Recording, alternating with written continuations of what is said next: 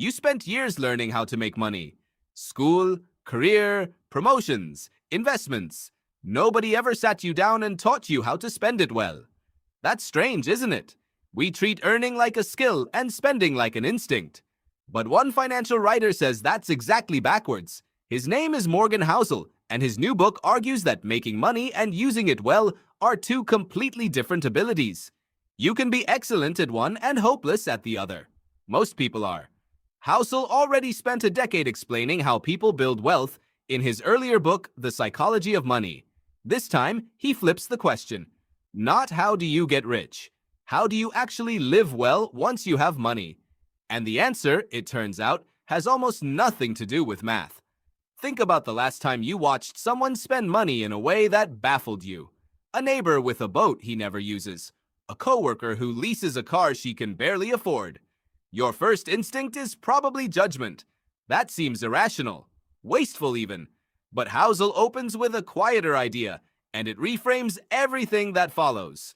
Every financial decision makes sense to the person making it once you understand what they've lived through. The boat isn't about the boat. The car isn't about the car. It's about a childhood memory, an old insecurity, a version of themselves they're trying to become or escape. You can't see any of that from the outside, so before you judge someone else's spending or your own, the real question isn't whether it's smart. It's what problem it's quietly trying to solve. That's the first lesson worth pulling from this book. Call it Lesson 1. Your spending is not really about the object. It's about the story you're telling yourself with the object. A watch isn't a watch. It's proof you made it. A big house isn't shelter. It's a signal, to yourself or to others, that you're safe now. Once you see this pattern, you can't unsee it. So here's the action to take from it. Before your next non-essential purchase, pause and ask yourself one blunt question. What am I actually trying to feel right now? And will this purchase actually give me that feeling, or just the appearance of it? That single pause catches more bad spending than any budget spreadsheet ever will. Now here's where the book gets sharper. Housel introduces an idea he calls negative returns. Most of us assume that spending more money makes life better, in a straight line. Spend a little, get a little joy. Spend a lot, get a lot of joy. But past a certain point, some purchases don't just plateau. They subtract. A boat sounds like freedom until it becomes a second job of maintenance and guilt every time it sits unused in the driveway. A luxury car sounds like status until every parking lot becomes a source of low-grade anxiety about scratches and dents. A vacation home sounds like escape until it becomes one more property to manage, one more place you feel obligated to visit whether you want to or not.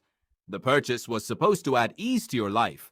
Instead, it quietly added weight. This is lesson 2, and it might be the most useful one in the whole book.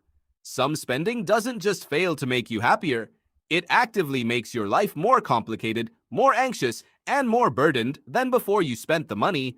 Real financial sophistication, Housel argues, isn't about maximizing what you can afford to buy. It's about maximizing what you no longer need to buy in order to feel content. Every want you quietly let go of functions like extra income you never have to earn. So here's the action for this one. Look at one recurring cost in your life right now, something you own or maintain, and honestly ask whether it's still adding ease to your days or whether it's become a source of quiet stress. If it's the second one, that's your signal to let it go. Here's a question worth sitting with for a second. If more money doesn't automatically mean more happiness, what actually does the work? Housel's answer isn't about income at all. It's about a gap. Specifically, the gap between what you have and what you want.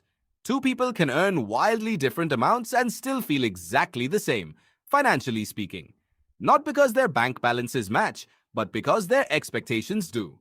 Someone earning what most people would call a modest income, whose wants stay modest too, can feel wealthier day to day than someone earning 10 times as much, whose wants keep sprinting ahead of every raise. Wealth, in this book, isn't a number. It's a relationship between your bank account and your appetite. This gives us lesson 3. Your financial peace has almost nothing to do with your salary and almost everything to do with how fast your expectations grow alongside it. This is exactly why so many people who make it financially still feel like they're falling behind. Their income kept climbing, but so did their sense of what they were supposed to have, and the two lines never let the gap close. So here's the action. For 1 week, notice every time your mind quietly upgrades what you think you need right after you get something you used to want badly. That gap widening moment is the real thing to manage, not your income. Now, does this mean money can't buy happiness at all? Not according to Housel. It just means most people are spending it on the wrong category of thing. There's a meaningful difference between spending on stuff and spending on experience, and it shows up again and again in how people actually feel afterward. An object gives you a quick spike of pleasure that fades fast and then sits in your house reminding you, subtly, of its own diminishing return. An experience does something stranger. It gets better with time. It becomes a story you tell. It becomes a memory that connects you to another person. That's lesson 4. If you're going to spend on anything beyond the essentials, spend in a way that buys you time, connection, or memory, not just possession. The action here is simple. Take one upcoming discretionary purchase you're planning and ask whether the money could instead go toward an experience with someone who matters to you. There's a deeper thread running underneath all 4 of these lessons, and it's worth naming directly. Money is not the goal. It was never supposed to be the goal. Money is a tool, and like any tool, its value depends entirely on what you build with it. A hammer sitting in a drawer isn't impressive no matter how expensive it is. Its whole purpose is what it lets you do. Housel's point is that most of us got so good at accumulating the tool, we forgot to ask what we were actually trying to build. Freedom. Time with people we love. The ability to say no to things that drain us and yes to things that don't. Here's the twist that makes this book harder to shrug off than typical financial advice. This isn't a story about greedy people who need to be told to spend less. Housel is clear that frugality taken too far has its own negative returns. Someone who hoards money out of pure fear isn't actually managing money any better than someone who overspends out of insecurity. Both are being driven by the same emotional engine. The goal was never to spend less or to spend more. It was always to spend in alignment with what actually matters to you. So bring this back to your own life for a second. Think about your last 3 significant purchases. For each one, ask honestly, did that purchase add ease to your life, or did it quietly add weight? Did it buy you time and connection, or just a temporary spike followed by upkeep and worry? You already have the framework now to answer that for yourself, better than any advisor could. Here's the strange part. None of this required you to earn more money. Every single lesson here works exactly as well at whatever income you have right now, because the problem was never really about the number. It was about the relationship between what you have and what you think you need. You spent years learning how to make money. Nobody ever sat you down and taught you how to spend it well. Now you have, and it turns out the real skill was never about the math at all.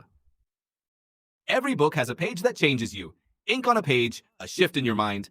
That's Inkcredible Mind. Subscribe, like, and drop a comment with the next book you want.